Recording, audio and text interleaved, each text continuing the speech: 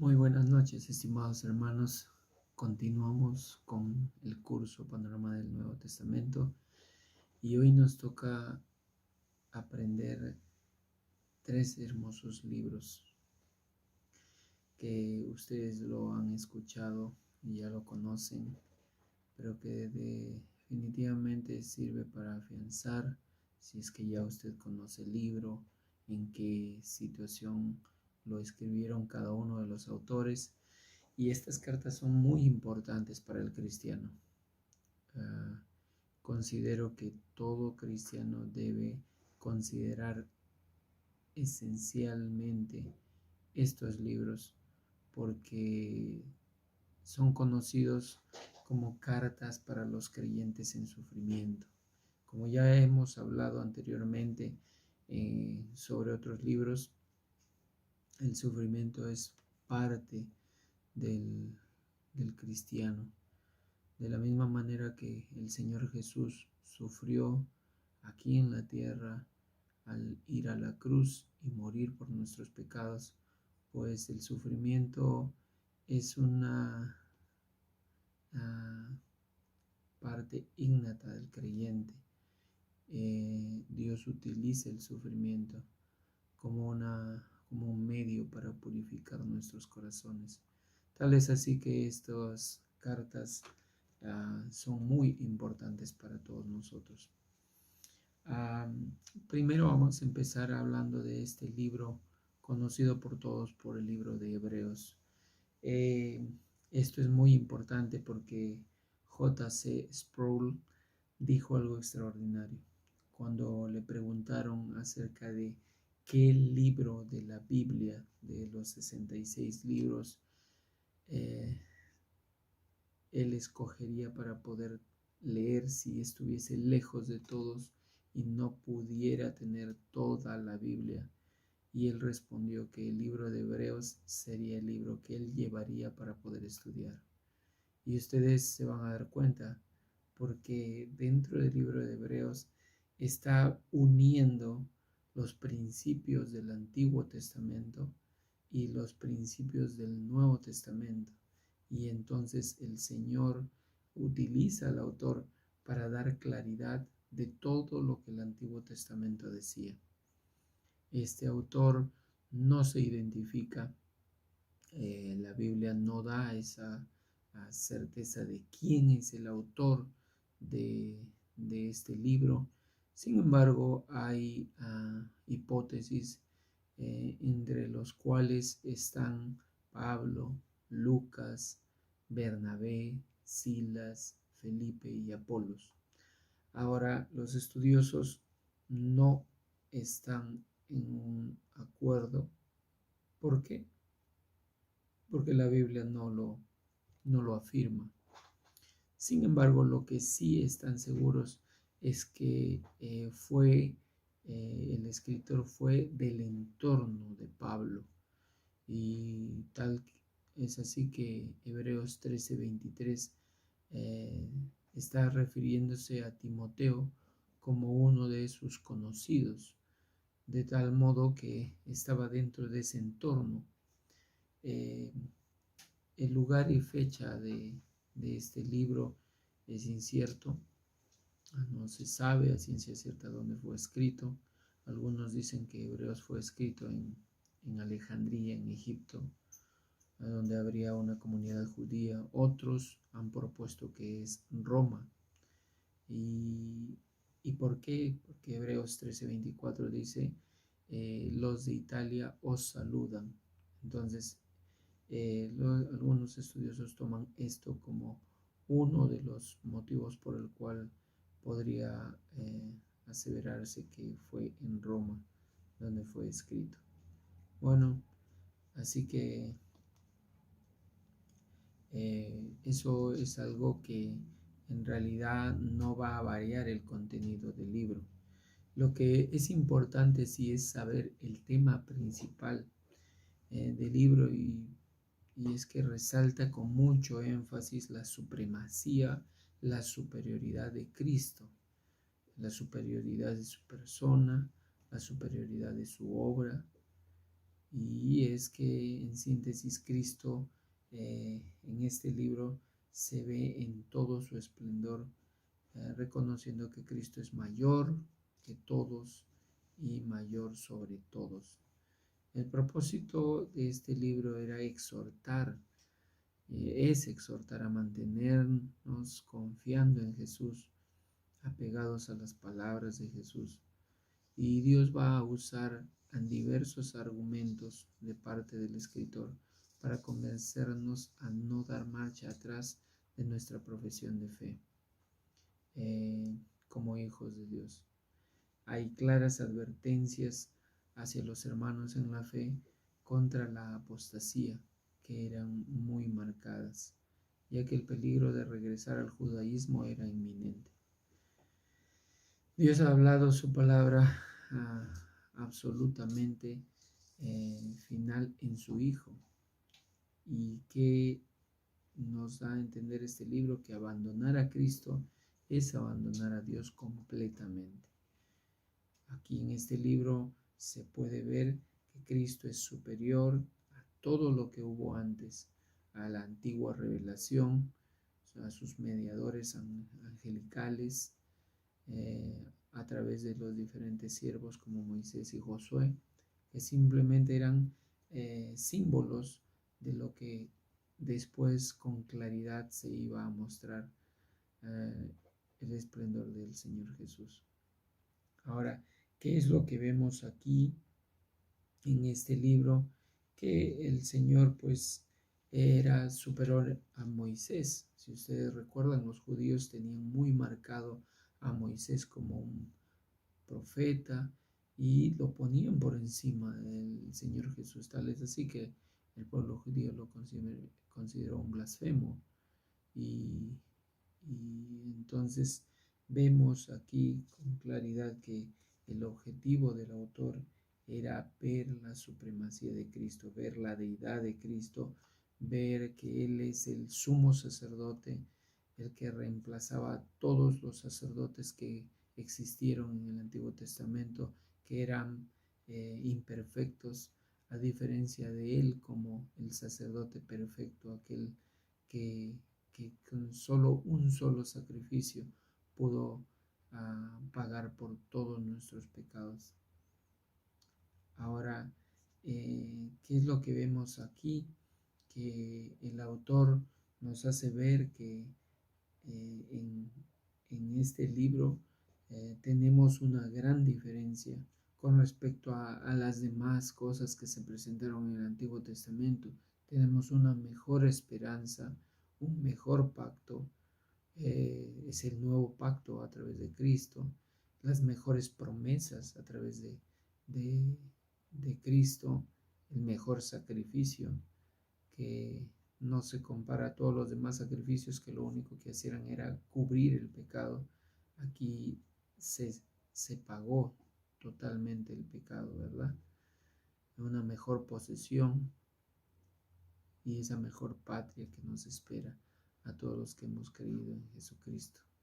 Entonces, lo que vemos aquí, que los destinatarios a los que iba esta carta, si bien es cierto son desconocidos, pero se ve por la Biblia que eran predominantemente judíos. Entonces, aquí el escritor de esta epístola enfatiza, como digo, la superioridad del cristianismo, de Cristo, sobre el judaísmo y la superioridad del sacrificio llevado a cabo por Cristo de una vez por todas, sobre todos los sacrificios levíticos repetidos e imperfectos observados en el templo. Entonces, dentro de este libro vamos a ver a ese mediador de ese mejor pacto que es Cristo.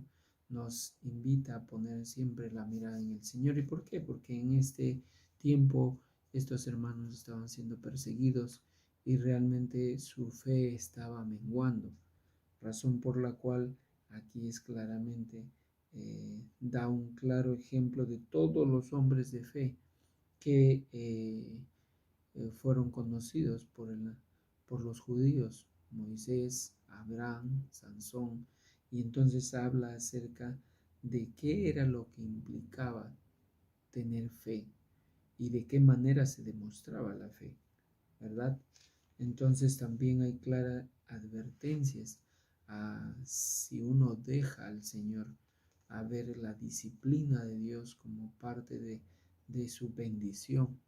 Eso es algo que nosotros debemos ver siempre, que la disciplina no es algo malo, es ese método que Dios usa para purificarnos, para limpiarnos de nuestra propia maldad. Entonces, este libro termina con deberes prácticos de todos los cristianos y las bendiciones que el autor daba hacia los hermanos que estaban experimentando esta persecución.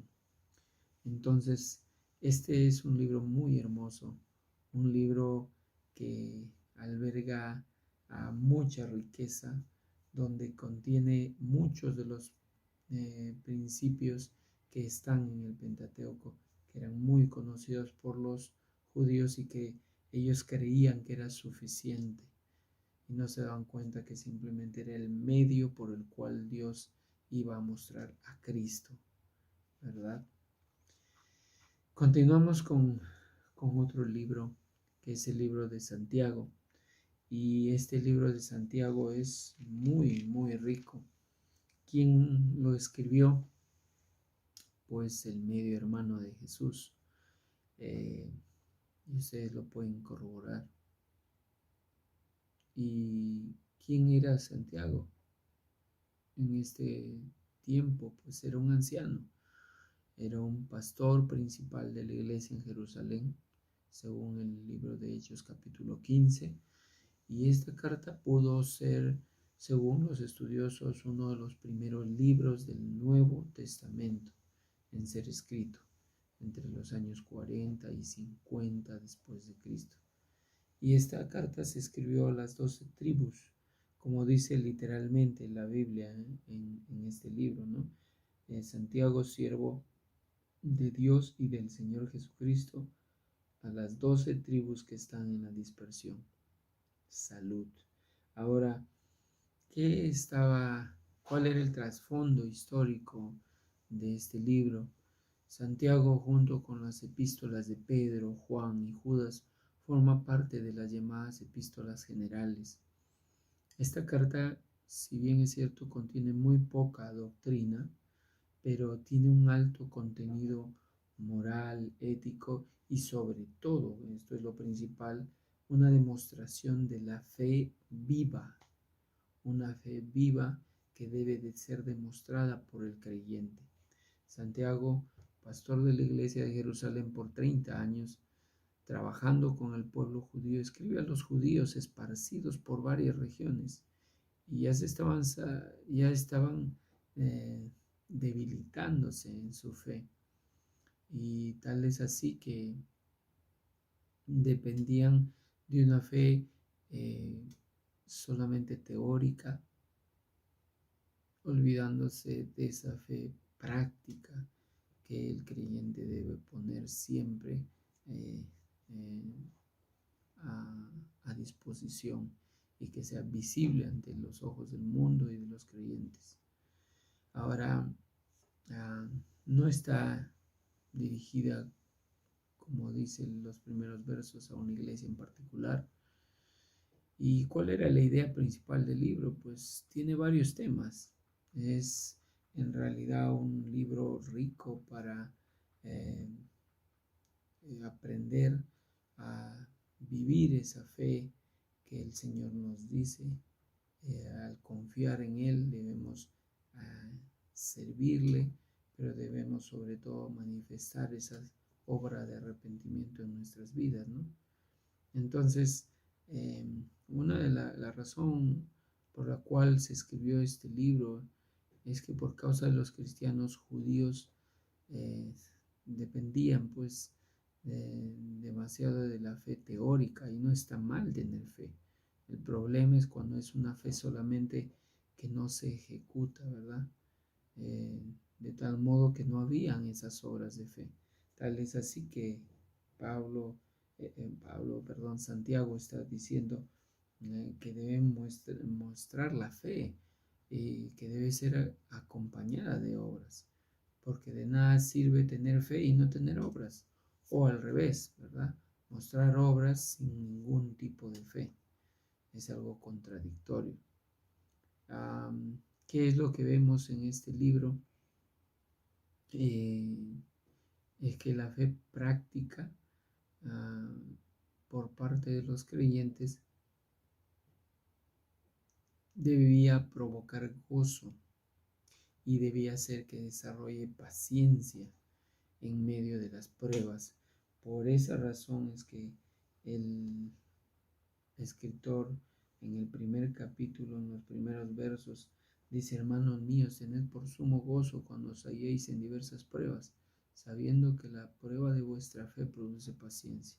Y es que ellos pues estaban en ese mismo, en esa situación también de persecución, de dificultades, razón por la cual el Señor está usando a Santiago para poder animar a su iglesia a que, sin importar la circunstancia de nuestro día a día, la fe verdadera siempre debe estar manteniéndose, respondiendo con amor, humildad y paciencia.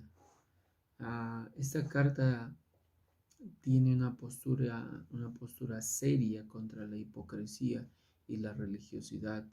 Santiago describe la maldad reflejada a través de nuestra lengua sin control, y también hay un ataque hacia aquellos que buscaban enriquecerse. Encontramos aquí cómo Santiago está siendo muy enfático en que no sirve jactarse orgullosamente de lo que podamos hacer o dejemos de hacer, sino que antepongamos a Dios siempre en primer lugar. Encontramos aquí una serie de instrucciones contundentes, específicas y prácticas de esa fe real que nos ayudarán a desarrollar una vida cristiana auténtica. Es así que vemos acá cómo Santiago expone acerca de la sabiduría de lo alto. El creyente necesita de esa sabiduría. Sin embargo, él habla acerca de que es importante esto, porque si no, de nada sirve.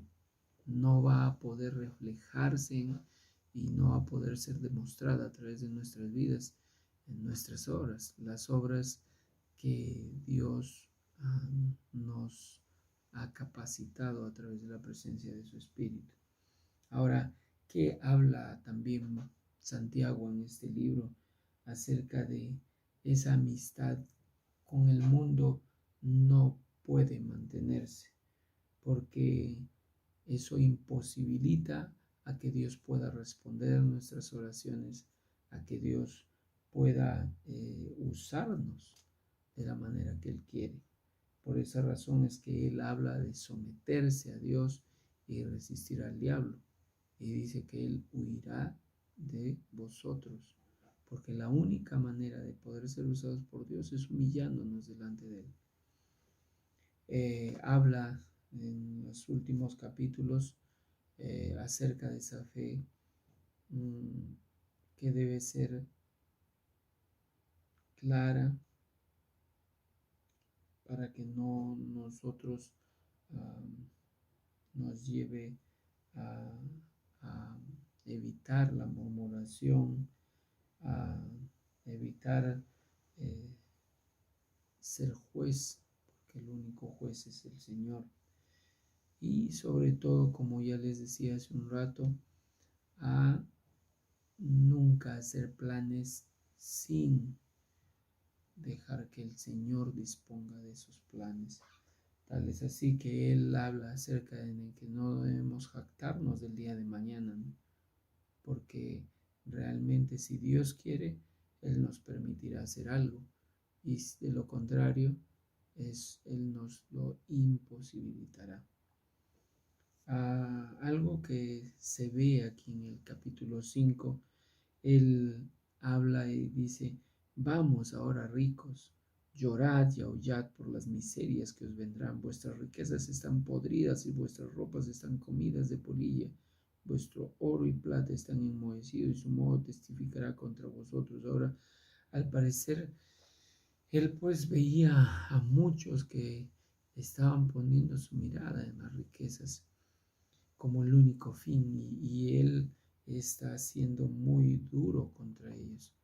Porque en realidad, hermanos, el fin no es enriquecerse, el fin no es tener bienes materiales, porque todos esos se acabarán, es más, se quedan aquí.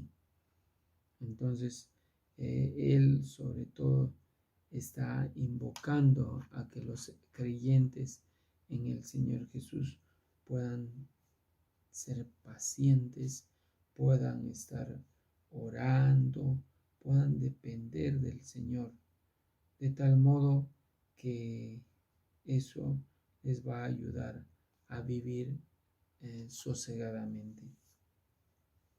Por esa razón, Él les ayuda, les anima a través de esta carta a ser reverentes a Dios, a nunca jurar en vano, ¿verdad?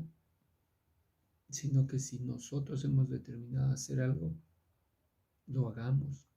Y si no, no prometamos y no vamos a poder cumplir. Habla de esa rendición de cuentas que debe el creyente tener con otro también. Dice confesar vuestros pecados, nuestras ofensas unos a otros, para que seáis sanados. La oración eficaz del justo puede mucho. Y es que esto, hermanos, es importante. También finalmente habla de cómo debemos exhortar a aquel que se ha extraviado de la verdad. Es decir, hay que mostrar misericordia con el hermano que en algún momento se está extraviando, porque podemos ser nosotros los siguientes. Finalmente, la última carta es de Primera de Pedro, y esta carta fue escrita en la primera mitad de los años 60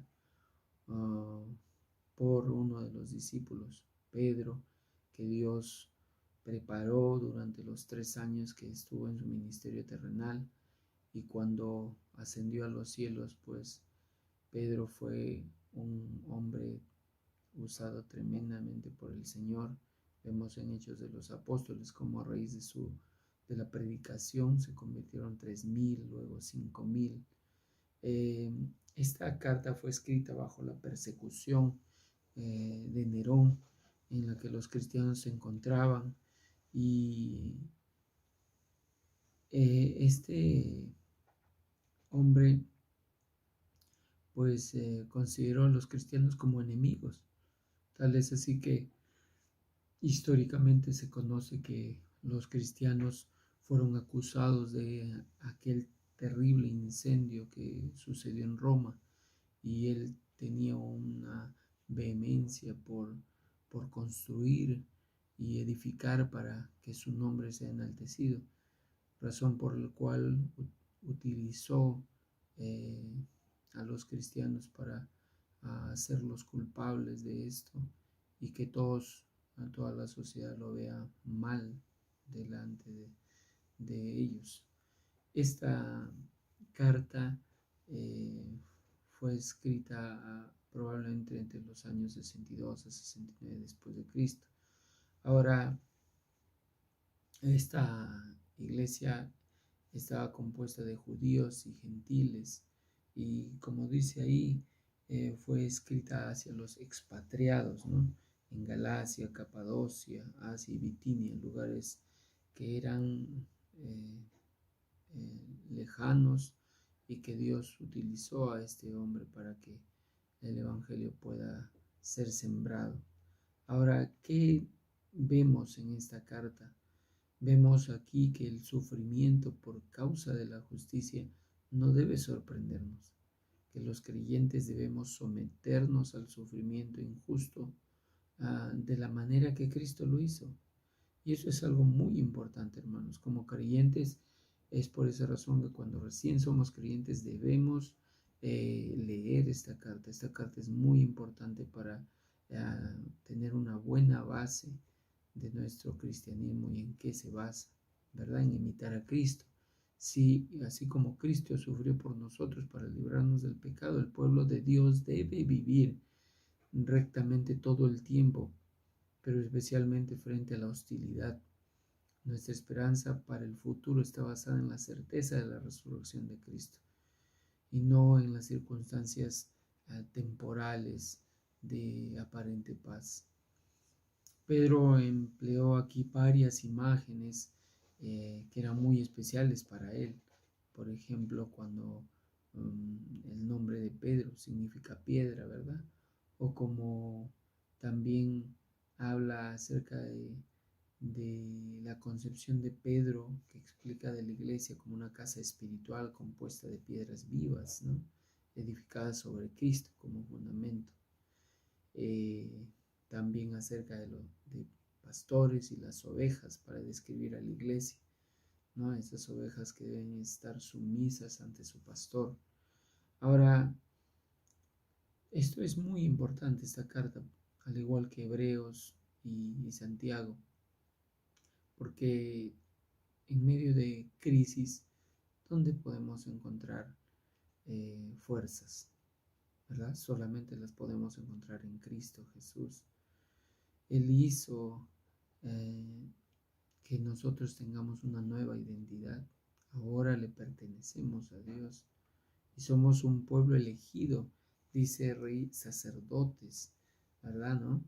Real sacerdocio, nación santa, es decir, que Dios a través de ese sacrificio nos ha comprado con su sangre. ¿Y qué es lo que quiere? Hacernos ver que Dios puede y va a usar dificultades para hacernos más fuertes espiritualmente, para que nuestra carnalidad sea cada vez más eliminada de nosotros. Tal es así que vemos en este libro que la fe es refinada por el sufrimiento. Esto es muy importante. Pedro, sin embargo, no queda ahí. A medida que aprendemos a entender la realeza que Dios nos ha conferido, podemos ver cómo el reino de Dios crece aún en medio de la adversidad.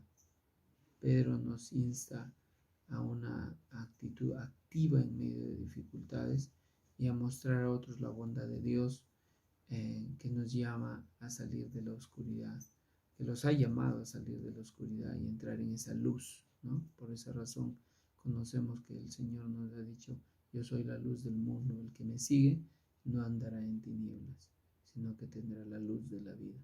Y eso es lo que, hermanos, a fin de cuentas, Dios quiere, que entendamos que es importante demostrar la santidad de Dios en nuestras vidas, el amor genuino que Él nos ha dado y el deseo de seguir creciendo, ¿no? Aquí nos da claras exhortaciones en este libro acerca de nuestra posición en el mundo, ¿no? Acerca de hacer buenas obras, de mostrar una actitud correcta como buenos ciudadanos, a tener relaciones familiares saludables, relaciones matrimoniales fuertes, nos enseña a tener un orden, ¿verdad? A cómo la mujer debe estar sujeta a su marido, debe vestirse con pudor y decencia, y nos ayuda a tener una correcta y única unidad cristiana, que eso es lo que en realidad el Señor Jesús siempre oró por nosotros. Así que, hermanos, les agradezco mucho por este tiempo. Sé que el tiempo es corto, pero definitivamente esto simplemente es una razón por la cual ustedes pueden impulsar eso para seguir creciendo y aprendiendo más del Señor. Muchas gracias y Dios les bendiga en la siguiente clase.